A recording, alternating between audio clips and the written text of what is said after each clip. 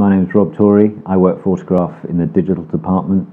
I was Senior Systems Engineer on the London 2012 Olympic ceremonies. Autograph were brought on board because of our relationship with Bobby Aitken, the sound designer, and we were there to provide support to him and the system designer Scott Wilsallen. So my role was pretty much to make sure everything talked to everything else, you know, in a global sense. So not just front of house, but front of house monitors, broadcast, the entire system as a sort of cohesive piece of kit. A consortium was put together, headed up by Delta Sound, with Delta, Norwest, Brit Row, and Autograph. So the project manager was Steve Lutley from Delta. And he was working alongside Andy Marsh from Norwest, who then had to go back to Australia after the opening ceremony, and he was replaced by Al Woods. So they were the lead guys, the crew chiefs, and the project manager for the whole gig, which was a hell of a job, I have to say.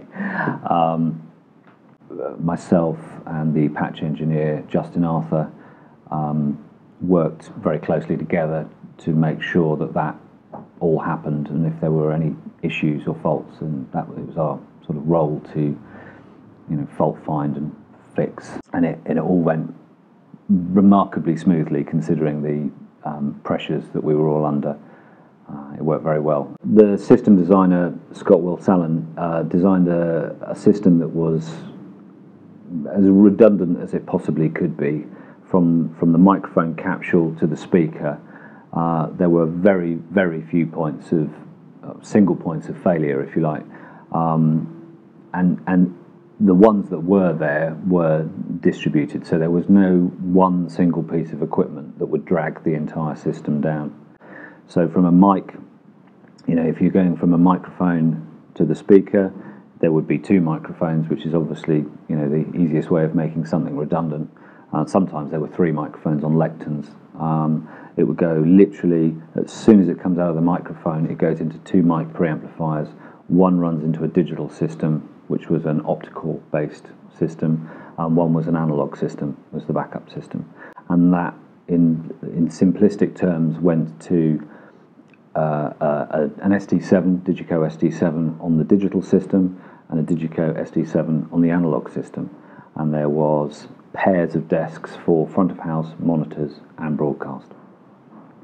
The signal coming back out of the desks again went into the optical system and into the analog system, at which point it converged in Lake processors. The failover between analog and digital is a brilliant quality.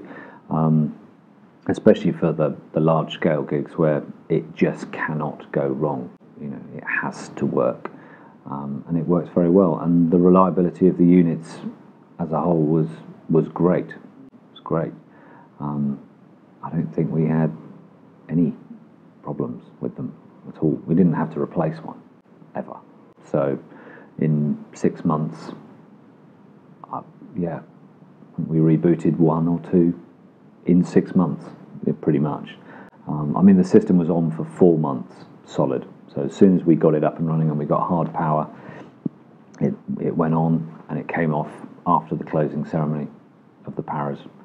Otherwise, it was on permanently. The speed of use is second to none. I think the sound quality is very good.